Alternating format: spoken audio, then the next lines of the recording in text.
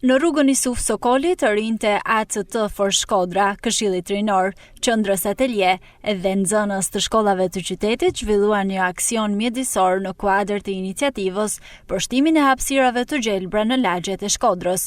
Gjatë këtij aktiviteti u mbollën 50 pemë frutore në hapësira dhe kopshte komunitare. Kjo nisëm, e cila nisi muajin e kaluar në zonën e Xhabijes, po vijon për të dytin muaj radhazi, duke synuar zgjerimin e gjelbërimit urban dhe përfshirjen aktive të rinjve në kujdesin për mjedisin. Me lirimin e hapësirave publike, neve na është hapur mundësia që të krijojmë këto lloj iniciativash në mënyrë që të shërbejnë komunitetit, në mënyrë që edhe komuniteti të shfrytëzojë dhe pikërisht kush më mirë se rinia mund të bëjë këto iniciativa dhe kush më mirë se të rinj që janë të shumtë sot në numër mund të realizojnë këto lloj projektesh kaq të bukura dhe kaq të nevojshme për qytetin e Shkodrës. Unë ndihem shumë mirë që po marr pjesë në këtë aktivitet, unë kam marrë pjesë edhe herë tjetër në këtë aktivitete. Unë gjithashtu kam më shumë kënaqësi sepse jam banor i kësaj lagje këtu ku jetoj, edhe do ishte mirë që më mbjasë më shumë pemë këtë lagje. Ky ishte edhe qëllimi që ne të ofrojmë atë që është më e mira për qytetin tonë dhe jam shumë e lumtur që nga aksioni në aksion kemi një rritje vullnetarësh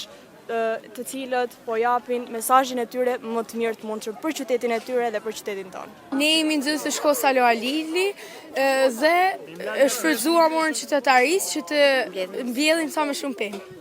Dhe kjo na bën që qyteti i Shkodrës të ketë sa më shumë gjelbërim dhe ne tashmë kemi një pemë me emrin ton.